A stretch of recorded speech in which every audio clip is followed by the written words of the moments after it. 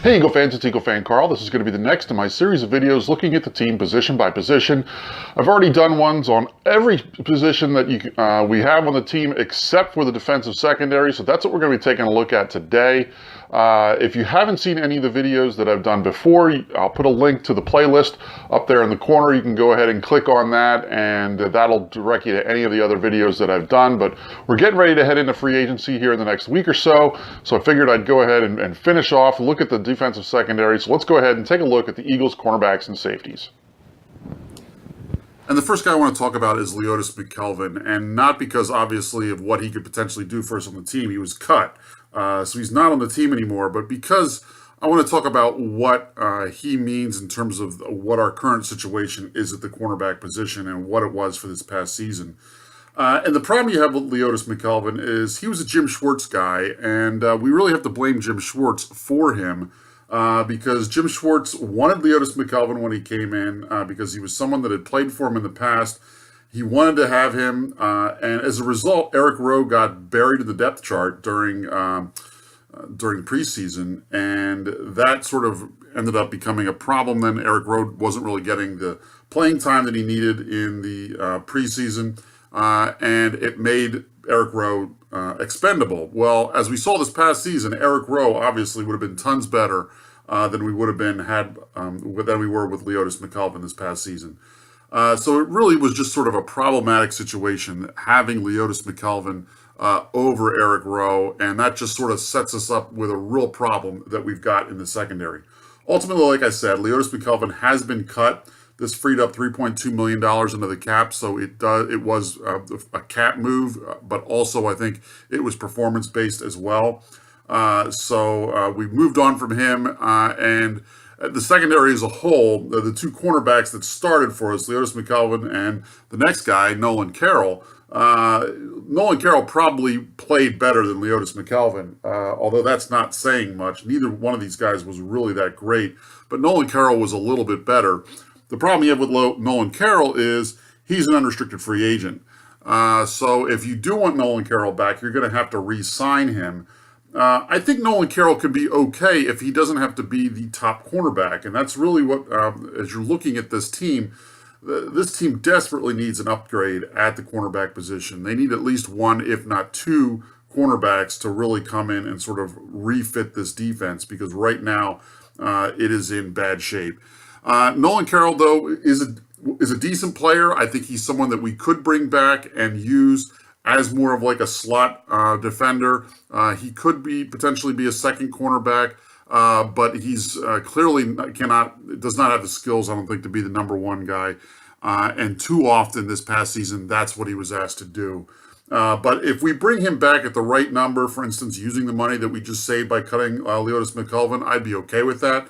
I wouldn't give him a huge deal, but I would bring him back somewhere in, like you said, $3.2 million is what they saved with Leodis McKelvin. If they brought him back for somewhere around that number, I think that would be fine. That brings us to the next guy, who was sort of the nickel back, ended up playing quite a bit, and that was rookie Jalen Mills. And Jalen Mills, I know a lot of Eagles fans really criticized him throughout the season. But I actually liked the way Jalen Mills sort of approached this season and how he played this year. I think he really ended up showing something. I think he showed that he was not afraid of going up against great receivers. I think he's got some good instincts. He got burned a few times, but I think those are all things that can be worked on. I think he does have some skills, especially when you consider he's a late round draft pick.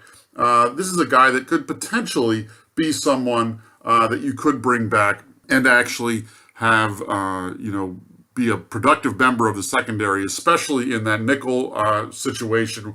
If he has to play in the nickel cornerback situation again, I think that's fine. I think that gives him an opportunity to continue to grow. And for those reasons, I'd like to see them go ahead and bring back Jalen Mills, because I think he's someone that could potentially develop into a pretty good cornerback. He's never going to be a number one cornerback, but he could end up becoming a number two cornerback that could be really effective.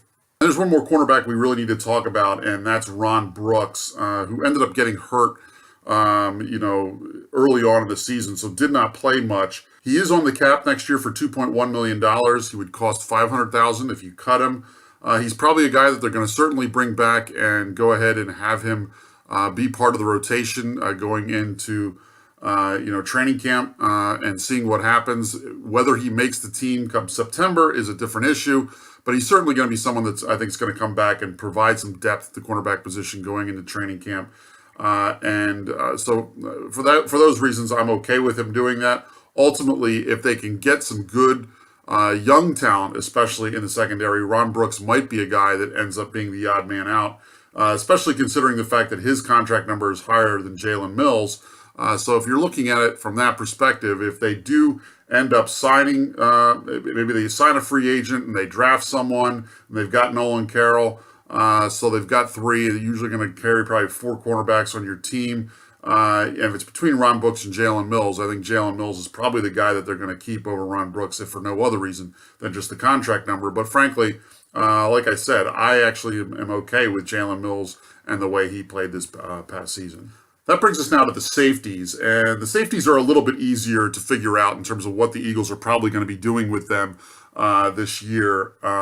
Malcolm Jenkins is obviously the biggest name in terms of the safeties. He's also the easiest decision in terms of what you're going to do with him. He's obviously going to come back. He clearly was the anchor of the secondary and probably one of the main leaders on the defense, if not the main leader on that defense this past year.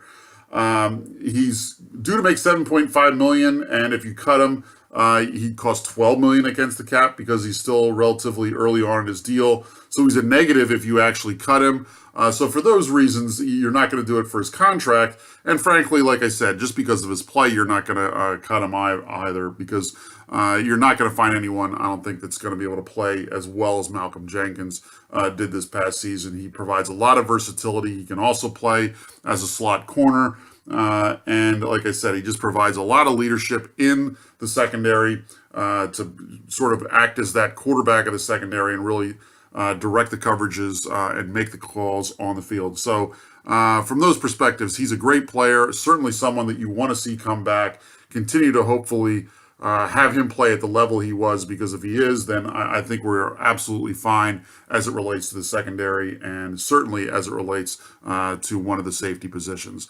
And that brings us to the next safety, who is Rodney McLeod. He was a free agent that we signed last year, and he's also a negative number. If you cut him, he would be $5.6 million against the cap this year and $10.4 million to cut.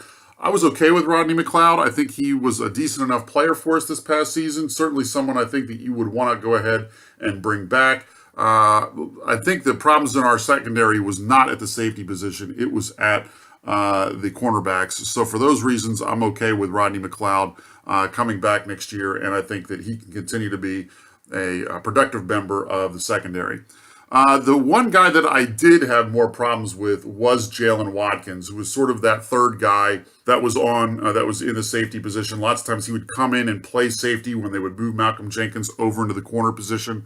And I think, he was a guy that I think really ended up, it was a clear drop-off when he would come in and Malcolm Jenkins would shift over to corner. It really helped at the cornerback position, but then what it ended up doing was really sort of taking a big step back as it related to the safety position.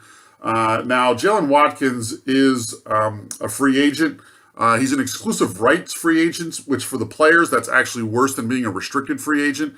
Basically, the Eagles can offer him a contract, and if they offer him a contract, he's stuck. He's got to accept it.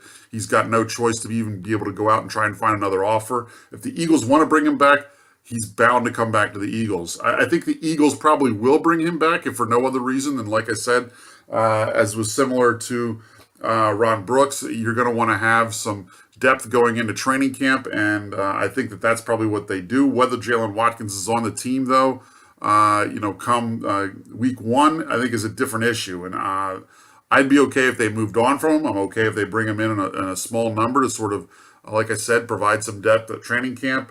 And even if they do end up shoring up the cornerback position, so Malcolm Jenkins isn't going to be asked to be moved over there, he can concentrate his time at the safety position, then I'm okay with Jalen Watkins staying on the team as, a special teams guy and, playing, in the event that there was an injury or something major like that would happen.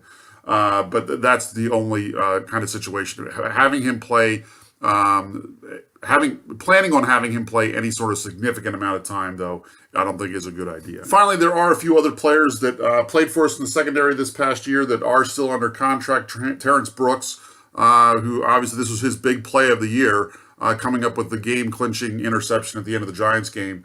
He is still under contract for the Eagles. He's relatively cheap at $700,000, and he probably will come back in a training camp to provide depth and try and fight for a place on the team.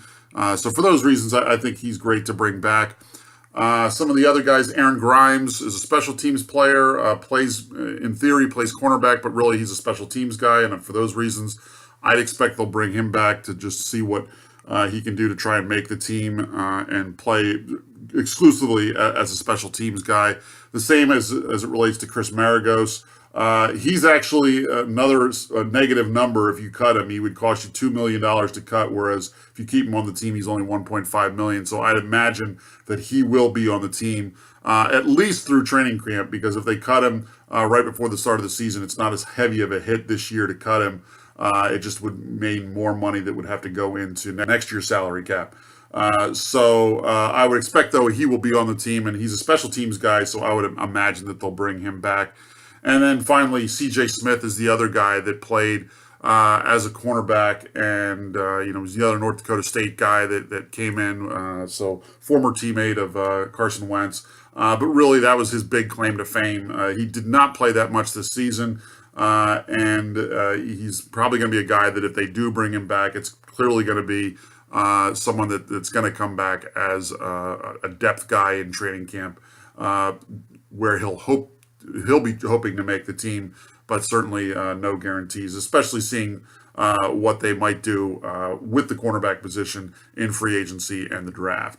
So it's really going to be interesting as we go into the offseason as it relates to the cornerbacks, especially. Safeties, obviously, a little more bet, but the cornerbacks is going to be a much more interesting discussion. So let me know in the comments below what you think. Do you think I'm absolutely crazy for wanting to possibly bring EaglefanKarl back? Do you think he's absolutely a must that we need to bring back? Do you think that I'm being too easy on Jalen Mills and maybe we just need to move on from him as well? What do you think about the defensive secondary and what the Eagles have, what the Eagles should do? Like I said, leave your comment below and let me know what you think.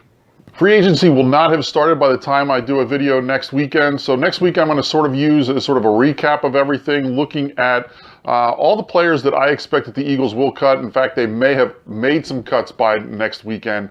But we'll go ahead and take a look at players that they may cut in advance of free agency, and then really what the positions are that we really have needs on as we head into free agency, and then of course in almost 2 months, the draft.